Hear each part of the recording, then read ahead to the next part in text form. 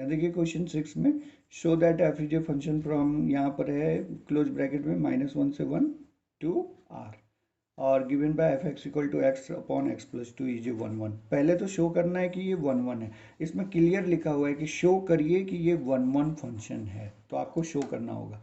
Find the inverse of this function, तब उसका inverse find करना है। और यहाँ पर देखिए ये दिया हुआ है from this set to range of F, लिखा हुआ है रेंज एफ। तो 1 1 फंक्शन फाइंड करने के लिए, माने 1 1 फंक्शन प्रूव करने के लिए हम लोग क्या करते हैं, पहले लेट कर लेते हैं कि x1 और x2 जो है दो एलिमेंट है इसके डोमेन के दो एलिमेंट मान लेंगे, और f of x1 equal to F of उस मान लेंगे उसके इमेज इक्वल है। तो f ऑफ x1 की जगह लिखेंगे x1 upon x1 plus two, और यहाँ पे x2 upon x2 plus one, cross multiply कर देंगे तो ये इससे कैंसिल हो गया, 2x1 इक्वल टू 2x2, तो 2 कैंसिल होकर के x1 equal to x2। f is a 1 1 injective function, ये प्रूफ हो गया कि f मेरा जो है 1 1 फंक्शन है।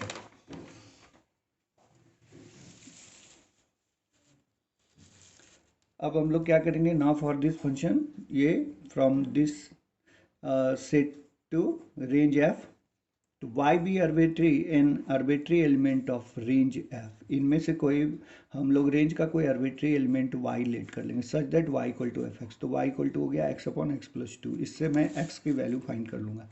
x को सब्जेक्ट बना देंगे, तो x इक्वल टू क्या हो जाएगा 2y upon 1 minus Y, where y is not equal to 1। अब कंसीडर कर लेंगे, consider another function g range of f, पलट देंगे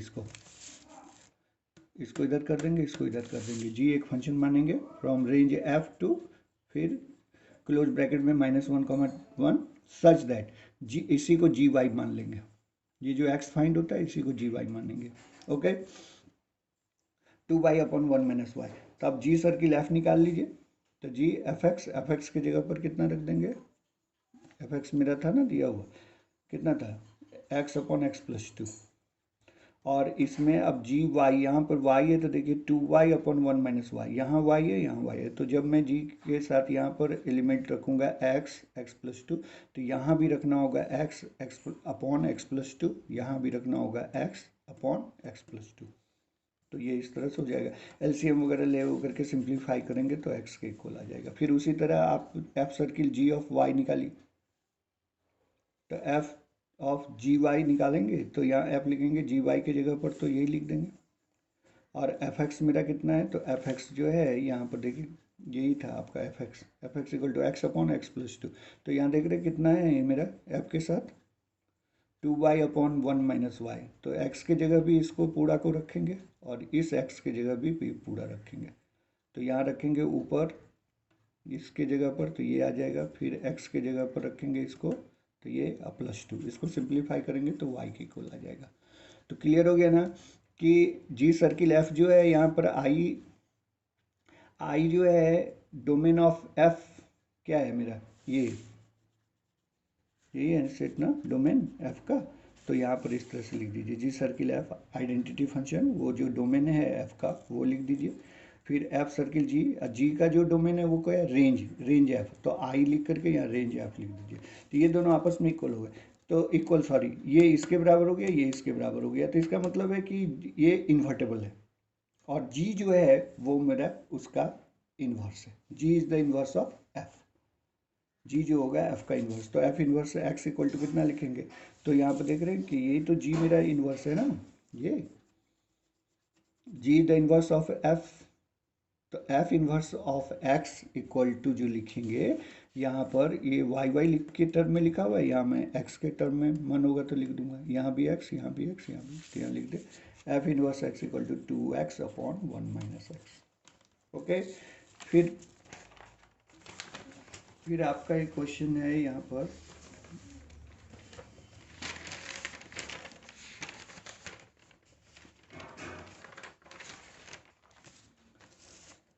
यहाँ देखिए consider question number 8, consider f is a function from r plus to close bracket इधर है 4 to infinity given by F X equal to X square plus 4, so F is invertible. फिर ये invertible दिखाना हो तो आप फिर मैं आपको फिर याद दिला दे रहा हूँ। किसी किसी बुक में आप देखोगे, साइड बुक वगैरह में देखोगे तो क्या करता है ना, उसको इन्वर्टेबल प्रूफ करने के लिए क्या करेगा, इसको पहले 1 1 प्रूफ करेगा, फिर इसको ऑन 2 प्रूफ करेगा, उसके बाद तब जा करके वो जी एक अनदर फंक्शन को लेट करेगा और फिर इन्वर्स निकालेगा। लेकिन यहाँ पर हमको ज़रूरत नहीं है। इन्वर्टेबल प्रूफ करने के लिए सीधा हम G circle F and F circle F निकालेंगे। ठीक,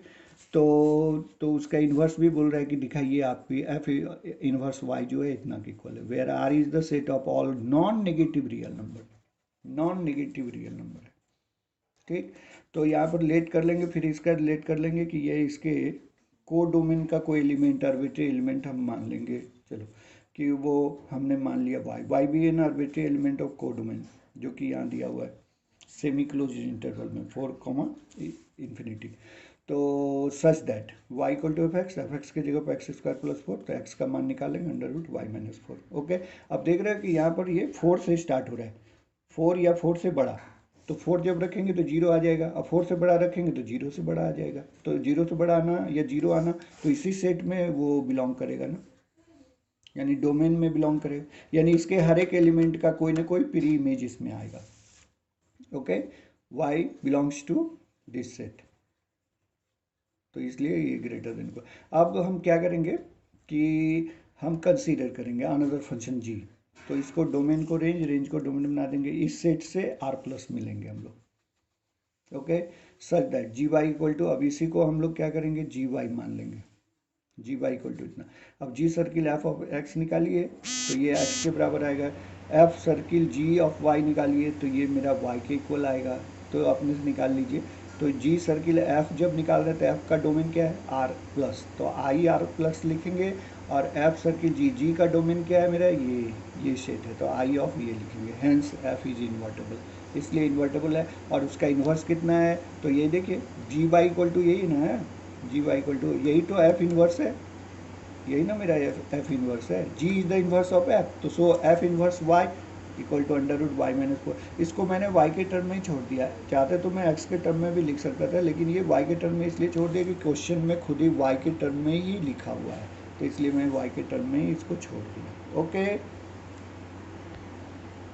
क्वेश्चन नंबर 9 है, consider F is a function, F is a function from R plus 2, फिर ये है क्लोज ब्रैकेट में -5 to infinity, semi close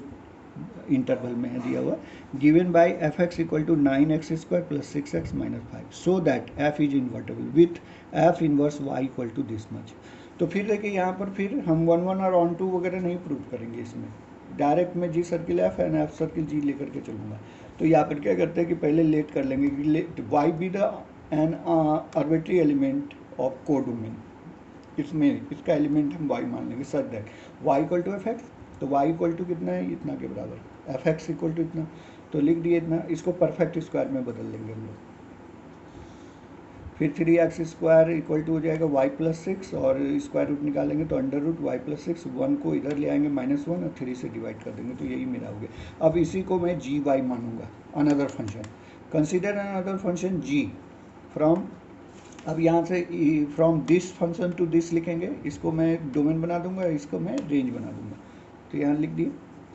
defined by G Y equal to, इसी को मैं जी वाई मानूंगा। ठीक, और मानने के बाद अब हम लोग जी सर्किल एफ निकाल रहे हैं, एफ ऑफ एक्स, तो जी एफ एक्स, तो जी एफ एक्स का मान इतना रख दिए, और इसी को हम लोग परफेक्ट स्क्वायर बनाए थे तो इतना आया था। ठीक, और जी वाई देख रहे हैं इतना के बराबर है, जो हम लोग माने थे under root Y plus 6 minus 1, तो वाई की जगह पर हमको इतना रखना होगा, तो इतना रख दिए, प्लस 6 रूट के अंदर -1/3, तो 6 से 6 कट गया, इसका स्क्वायर रूट जब निकाल लेंगे स्क्वायर का स्क्वायर रूट, तो खाली 3x + 1 हो जाएगा, फिर -1 कट के फिर ये देखिए x आ गया। फिर यहाँ पर जब F circle G of Y लेके चलेंगे तो एफ जी वाई, तो एफ जी वाई की जगह पर इतना रखेंगे। ओके, और एफ एक्स मेरा कितना था,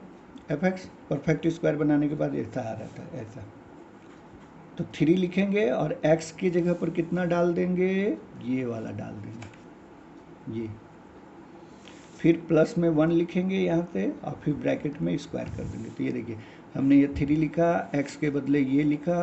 +1, फिर पूरे का होल स्क्वायर कर दिया और फिर -6 यहाँ से -6। ओके, तो फिर यहाँ से 3 से 3 काट देंगे, फिर ये 1 से 1 कट जाएगा तो अंडर रूट इतना हो जाएगा, इसका स्क्वायरिंग करेंगे तो y+6 आएगा, -6 कट गया, y आ गया। तो फिर मेरा हो गया जी सर्किल f जो है वो आ गया आई आर प्लस, क्योंकि f का डोमेन ये था। फिर f ऑफ g जब ले रहे तो इसका जो g का डोमेन था वो ये था, तो आई ऑफ ये लिख देंगे।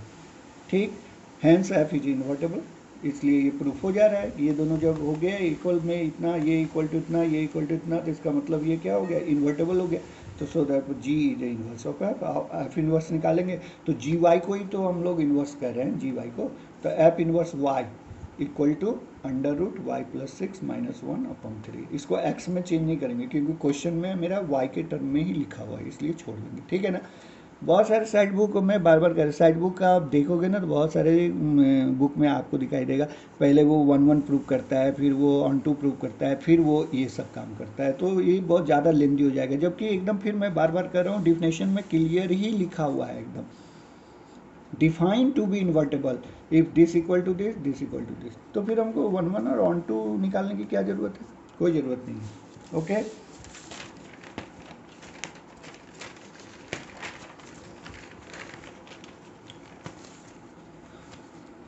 फिर यहाँ क्वेश्चन नंबर देखिए, यहाँ एक्सरसाइज 1.3 का क्वेश्चन नंबर 12 है। Let F is a function x2y be an invertible function. ये शुरू से बोल रहा है कि ये इन्वर्टेबल फंक्शन है। So that the inverse of F inverse का इन्वर्स जो होगा एफ के बराबर होगा, एफ इन्वर्स का इन्वर्स एफ के बराबर होगा।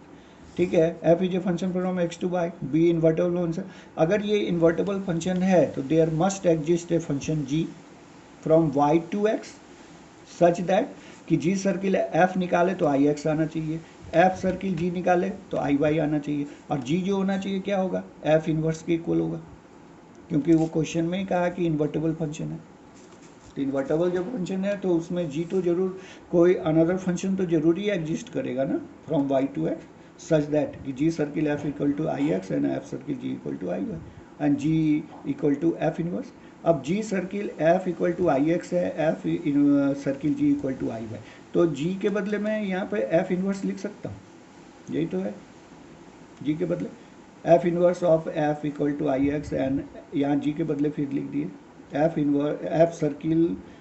F inverse equal to I Y. तो देख रहे हो कि ये दोनों ही आइडेंटिटी के इक्वल आ रहा है, इन दोनों का सर्किल आइडेंटिटी आ रहा है, इन दोनों का सर्किल आइडेंटिटी आ रहा है। यानी इसका मतलब क्या हुआ कि ये एक दूसरे का इन्वर्स है ना, ये एक दूसरे का इन्वर्स है।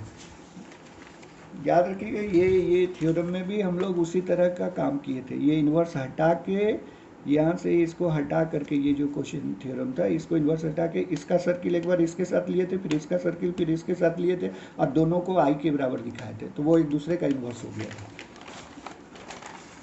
तो इसका मतलब क्या हुआ यहाँ पर कि दोनों का देख रहे हैं कि ये F inverse of F inverse circle F equal to I X and F circle F inverse equal to I Y, यानी ये एक दूसरे का इन्वर्स है, यानी एफ इन्वर्स का इन्वर्स जो है वो एफ के इक्वल है। प्रूफ हो गया। क्वेश्चन नंबर 13 देखिए, इफ आर,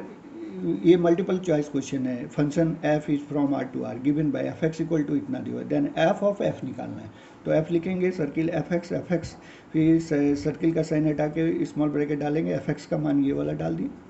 ठीक, और अब देखिए जब एफ एक्स यहाँ पे एक्स है तो यहाँ पर देखिए 3 माइनस एक्स का क्यूब है, लेकिन मेरे यहाँ पर एफ के साथ ये पूरा का पूरा एक्स का काम करेगा, ये पूरा का पूरा मेरा एलिमेंट एक्स का काम। तो मैं 3 पहले लिख दूंगा, फिर माइनस लिखूंगा, पूरा एक्स की जगह पर ये पूरा ही उतार देंगे, 3 माइनस एक्स क्यूब का पावर 1/3, और उसका पावर यहाँ पे फिर 3 लगा देंगे, और फिर पूरे का होल पावर 1/3। ध्यान रहे यहाँ पर, यहाँ देखिए यहाँ पर एफ ऑफ इतना, ये मेरा एक्स का काम कर रहा है, तो आप ठीक यहाँ 3 लिखिए, फिर माइनस लिखिए, एक्स के बदले ये पूरा का पूरा उतार दीजिए, 3 माइनस एक्स क्यूब का पावर 1/3, अब उसका पावर यहाँ पर देखिए 3 है, अब फिर पूरे होल का जो है पावर 1/3 है। तो ये 3 से 3 कटेगा, फिर 3 से ये 3 कट जाएगा, माइनस माइनस प्लस हो जाएगा, एक्स क्यूब का पावर 1/3, एक्स क्यूब का पावर 1/3, तो 3 से 3 काट लीजिए, एक्स आ जाएगा। तो इसका आंसर सी वाला ऑप्शन होगा। फिर यहाँ पर क्वेश्चन है, फिर देखिए let F is a function from R -4/3 to R be a function, F X equal to इतना है, इसका इन्वर्स पूछ रहा है कि इन्वर्स ऑफ दिस बताइए। तो लेट वाई कर लेंगे, Y equal to X, Y equal to 4x upon इतना, तो इसको क्रॉस इंटू करके एक्स का मान निकाल लेंगे। एक्स का मान जो आएगा वही तो मेरा जी वाई होगा, यही अनदर फंक्शन होगा ना जी वाई। ओके, तो इसका ऑप्शन मेरा बी हो जाएगा। ओके।